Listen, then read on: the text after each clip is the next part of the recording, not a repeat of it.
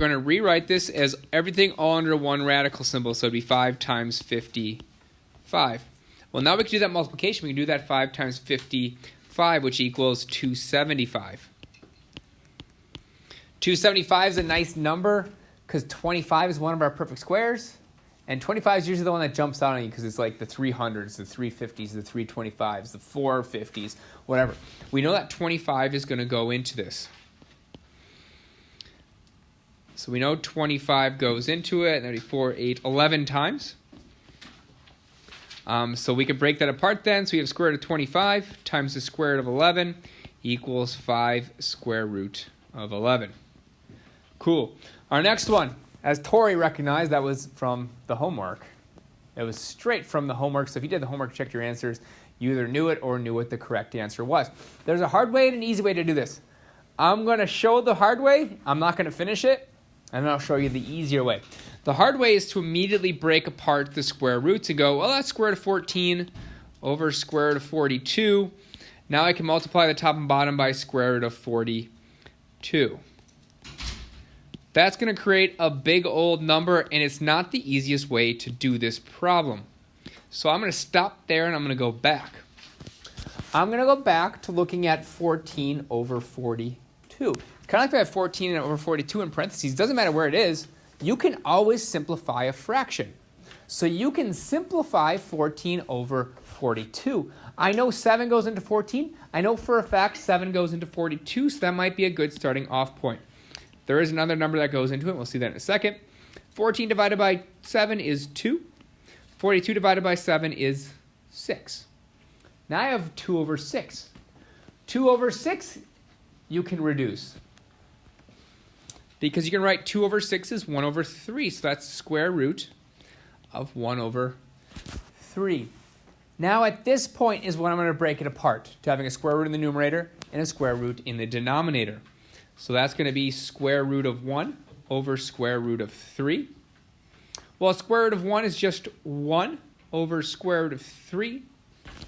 To simplify this, I need to multiply the top and bottom by square root of 3 because I'm not allowed to have a square root in the denominator. So we're going to multiply the top and bottom by square root of 3. And our end answer is actually going to be square root of 3 over 3. Our correct answer was A, square root of 3 over 3. Cam? So you always have to simplify the fraction? Which fraction, I guess? It's like the square root. Like, you always have to reduce the fractions like the It makes your life a lot easier. Because if I didn't reduce it, I'd be multiplying the top and bottom by square root of 42. And I'll be consistently pulling it out, and then you have to reduce the fraction later on. Yes, you do have to, if there's a fraction you can reduce, you have to reduce it. Say that again? I'm sorry? If it's nothing, you just do it the hard way. Then you do it the hard way, and eventually it'll work out to this answer too. So if I multiply the top and bottom by square root of 42, kind of like I showed, it's going to be a lot more work, but eventually you're going to get down to here as well. So if I see a fraction I can simplify, I usually do. It makes your life a lot easier. Questions on that?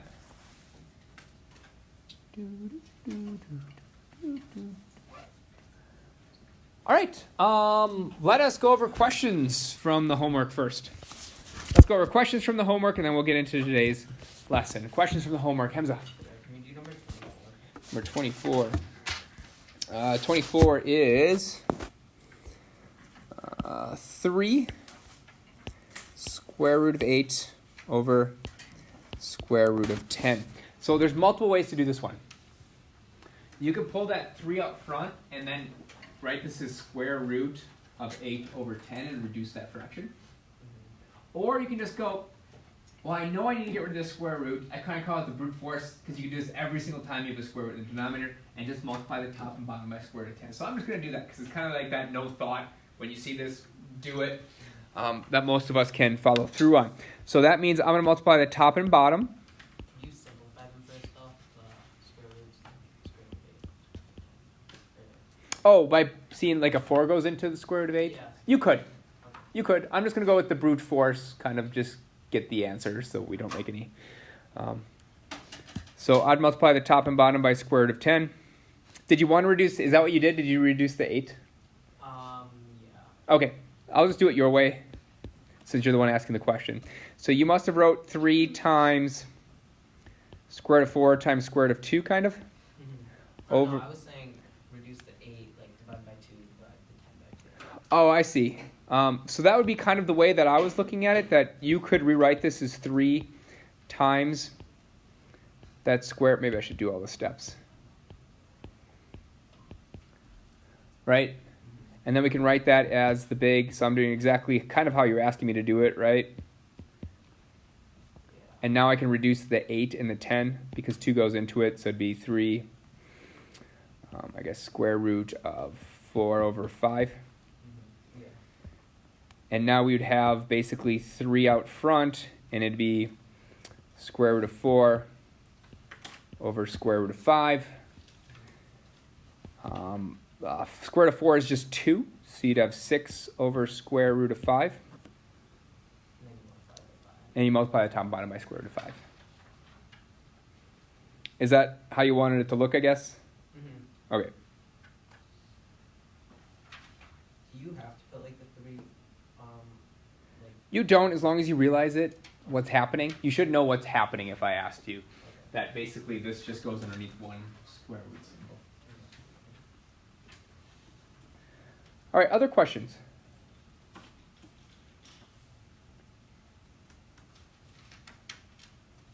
And yeah, you end up with 6 square root of 5 over 5. I believe that's the correct answer. The questions going once? Going twice? Yeah. 13. 13 is 3. So 13 is 3 square root of 6 times 2 square root of 3. Yeah, that's a terrible 3. I'm going to rewrite it so that we have 3 times 2 times square root of 6 times square root of 3. Well, 3 times 2 is 6. We can join up those 2 square roots and create 6 times 3 all underneath that square root, which is going to be 6 times the square root of 18. Well, 9 goes into 18 twice, right? So we're going to have 6 times the square root of 9 times 2, which equals 6 times the square root of 9 times the square root of 2, which is going to equal 6 times the square root. Well, the square root of 9 is 3. 3 times 6 is 18 square root of 2. Does that all make sense? Yeah. Okay, good. Cam. 20. 20 is a lot like our Bell work where I can actually simplify that fraction right off the bat. Yeah, but like on the answer key it says 1, but the other says 1. Let's check it out. So we have square root of 3 over 12, which I can rewrite. 3 goes into both of those. So that'd be square root of 1 over 4, which equals square root of 1 over square root of 4. Square root of 1 is 1. Square root of 4 is 2. So the answer should be 1/2.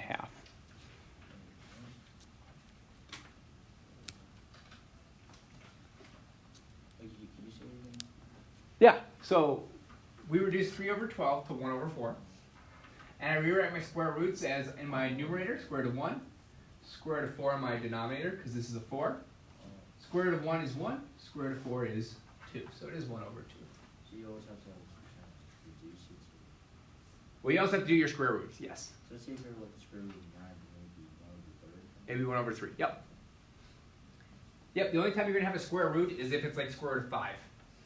Right? You're allowed to have square roots in it as long as there's not a perfect square that goes into it.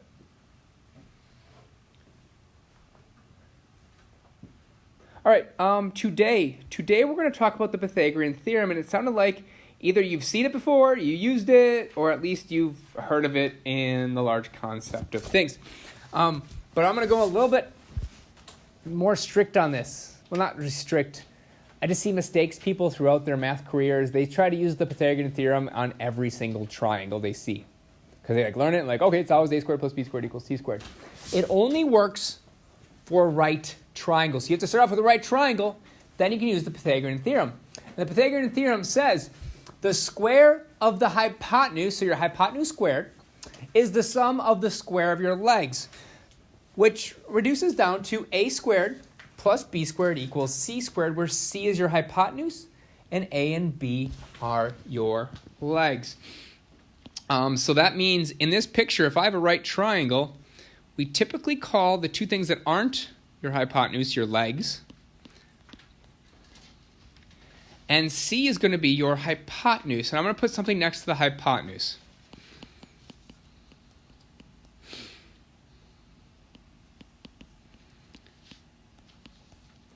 And what I'm going to put on there is it is your longest side. It is always going to be your longest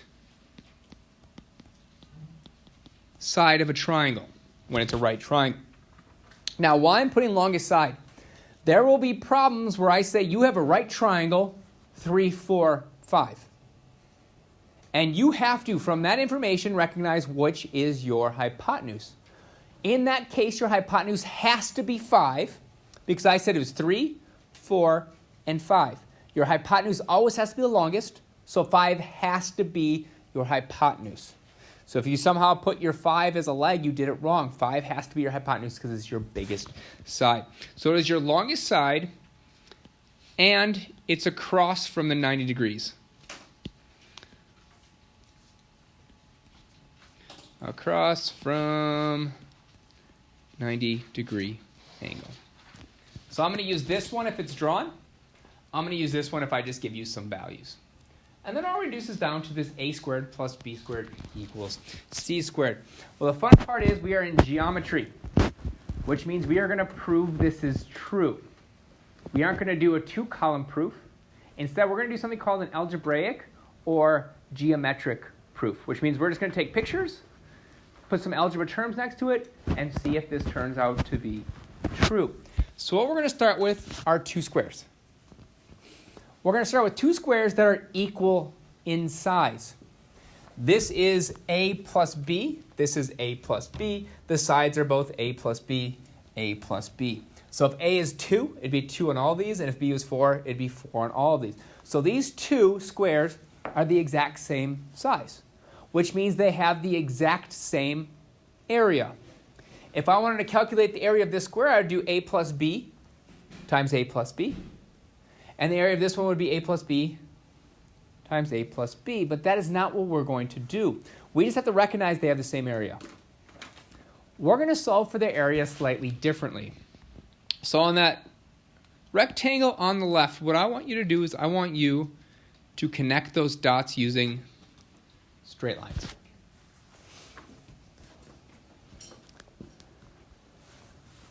What that does is it creates 4 rectangles. 2 are squares, and 2 are strictly rectangles. Well, to get the area of each of those pieces, we're going to look at their side length. So if you look at that top left square, remember area is length times width. So that would be a times a. So that little square right there, the area for it is a squared. The area of that big square on the bottom right is going to be b squared. Now, to get the area of this rectangle, we're just going to do length, or width times length, or length times width, which is a times b, or just ab. This one's going to have the same area. It's just a times b.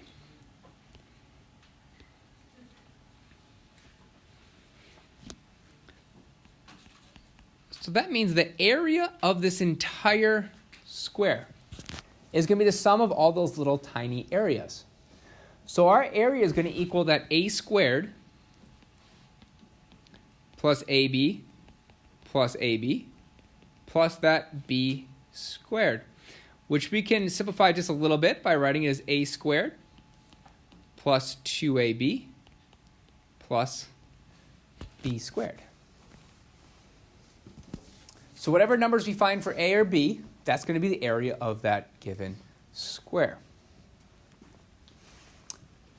Now I said both these are the exact same size. So that means they have to have the exact same area. So if I come up with an area formula for this one, these two areas need to equal to each other.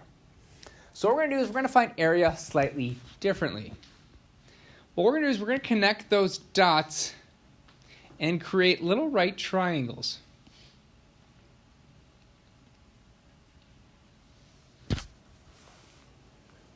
And we're once again going to find the area of each of those pieces and write the area with the sum of all those together. The first one we're going to look at is those triangles. We have 4 triangles. Can someone tell me the formula to find the area of a triangle? Sam? 1/2 base times height. Yep.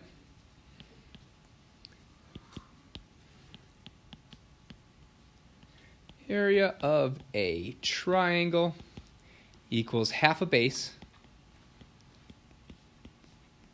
times height. Well, let's call A our base in this triangle. So that area of that top right triangle is going to be half your base, which is A, times our height, which is B. That's the area of all of the triangles. This bottom right one is also 1/2 A times B. Yeah, Hamza. So how do we know to like split up the kind of square in that way? Like why do we do that? I'm just showing you. Yeah, you don't know. It's just a proof that, I mean, this is how they kind of came up with it. Like when the Greeks were looking at it, they came up with this A squared plus B squared by looking at something just like this. So it takes a whole bunch of trial and error. Without the trial and error, you don't really know unless I show you kind of how to do it. I'm not going to ask you to replicate it like on a test, like prove it or something, and then you have to memorize it. No. I'm just showing you that there is a proof out there. There's actually many proofs on proving it. That way you're not just taking it at my word. Bottom left triangle is also 1/2 A times B. And finally, that top left triangle is 1/2 A times B. Now we're going to get the area of this big square inside of here. Now, I can't relate it to A or B, so we're going to come up with a name for this length here. And surprise, surprise, we're going to just call it C. Because it's some unknown, let's call it C. And also note, it's a hypotenuse, and according to the Pythagorean theorem, our hypotenuse is listed as C. So that means the area of that big square that's inside there is C squared. Well, what we can do now is get the area of that whole rectangle. The area is going to equal 1/2 AB plus 1/2 AB plus 1/2 AB plus 1/2 AB. In other words, 4 times 1/2 AB plus that big C squared that's in there. So that area is going to equal 2AB plus C squared. Now, quick reminder, I said that those two areas are exactly the same. They're just written differently. They're still the same value. If A was 2 and B was 4, this would be the exact same values if I plugged the 2 and 4 into this one and I found my C. All right, so those are the exact same size, exact same area. So because they are the same area, both are the same area,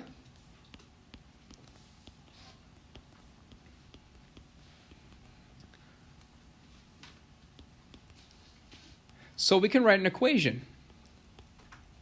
So we can write the equation that A squared plus 2AB plus B squared is equal to that 2AB plus C squared.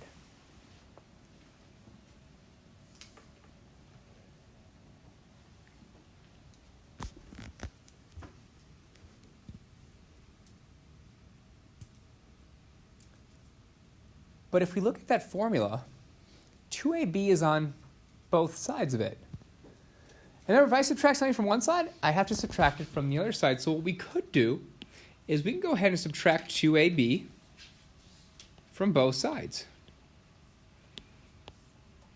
Well, that's going to cancel out the 2AB on both sides, and we're going to be left with A squared plus B squared equals C squared.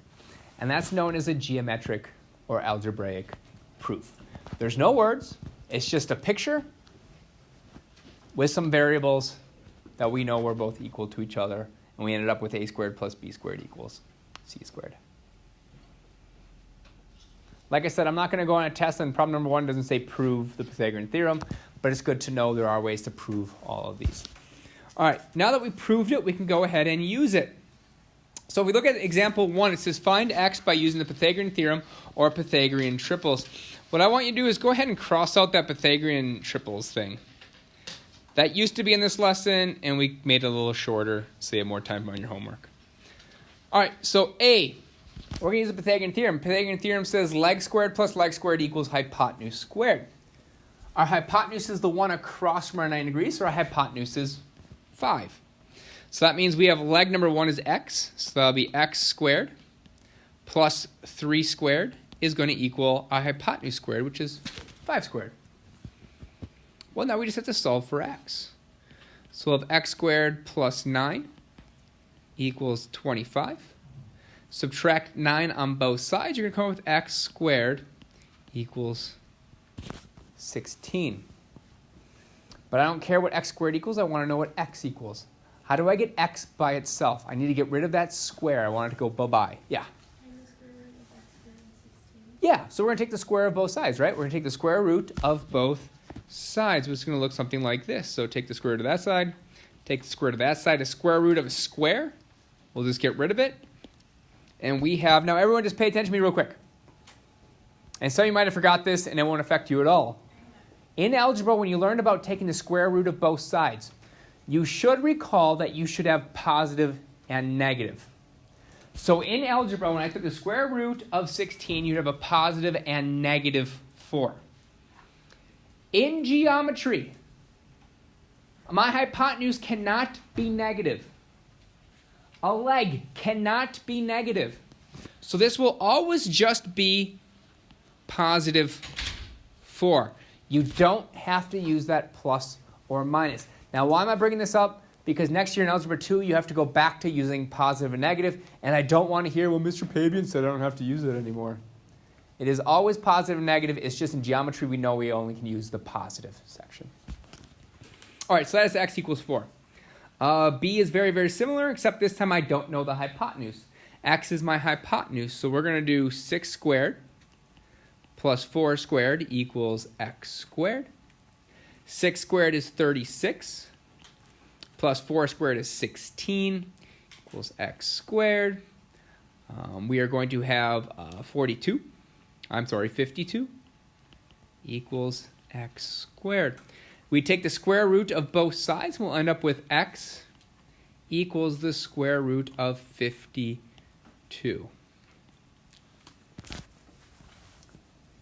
And if you did all that correctly, you still lost a point. I didn't make any mistakes, but why might I lose a point? Cam? You should have done square root of 52. I need to find the square root of 52. I need to simplify it. Tori, is that what you're going to say? We need to simplify the square root of 52. That doesn't mean plug in your calculator and get the decimal. It means I need to figure out if there's a perfect square that goes into 52. Is there a perfect square that goes into 52, Ishana? 4 goes into it.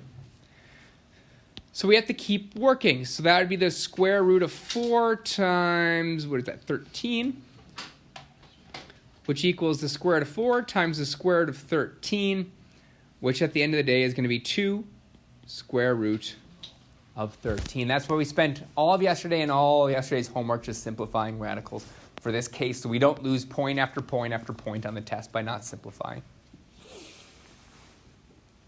Questions on either one of those two before we move on?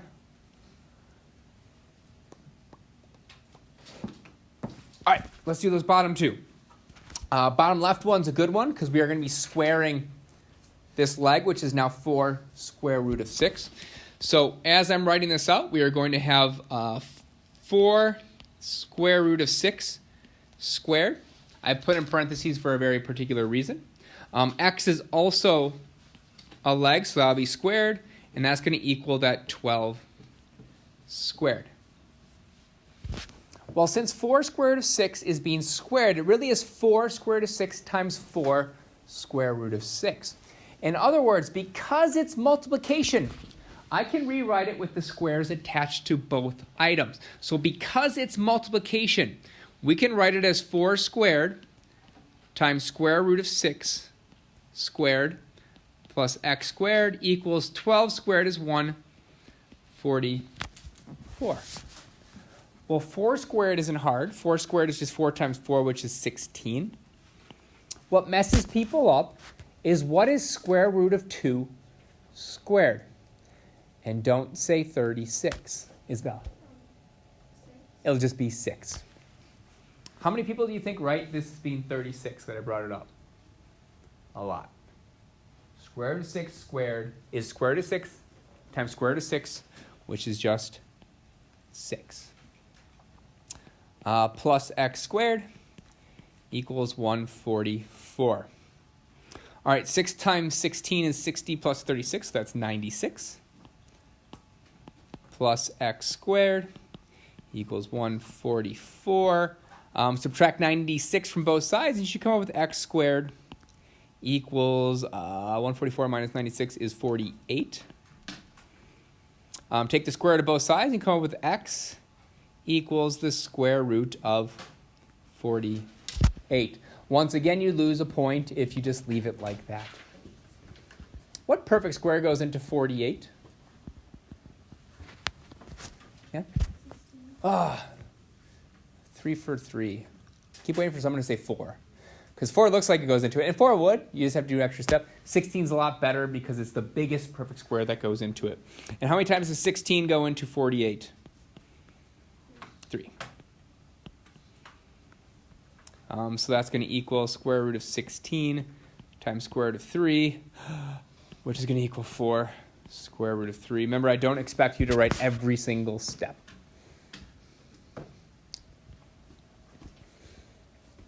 I picked the next one out particularly because we are squaring a binomial, and people consistently screw up squaring binomials, so make sure you pay attention to this one. All right, so my hypotenuse is x plus 2. So I have a leg, which would be 8 squared plus x squared equals x plus 2 squared. Quantity, x plus 2 squared. Well, 8 squared is 64 plus x squared equals, here's the mistake I see tons of time. I even see it in my pre-calculus class. So get it right now. It'll make it easier in Algebra 2. It'll make it easier when you get to pre-calculus. This is wrong. This is wrong. This is wrong. It is not x squared plus 2 squared. You can't distribute this square to both of them. That only works when it's multiplied. Remember what this is. This is asking you to do x plus 2 times x plus 2. So if you're not sure of a rule, write it fully out. So that's x plus 2 times x plus 2. So I have 64 plus x squared equals, and I always just distribute. So I take that x and distribute to both things in the other binomial. So that'll be x times x, which gives me x squared. X times 2, which gives me 2x. And I'm going to do the same thing with the 2, distribute to both things in the other binomial. So that'll be plus 2x plus 4. So we're going to work our way down to 64 plus x squared equals x squared plus 4x plus 4. Well, the first thing I do is I can subtract x squared from both sides. So let's subtract x squared from both sides. That will get rid of my x squared, and I just have 64 equals 4x plus 4. Subtract 4 on both sides, we'll have 60 equals 4x.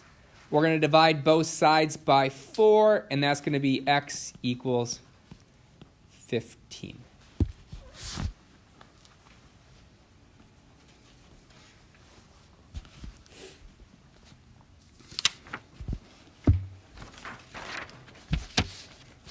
I want everyone to quickly turn to page, was it 7? I'm looking at problems 15, 16, 17, and 18. Each of those you should be drawing a picture because they're talking about squares and they're talking about a rhombus. A little hint on a rhombus.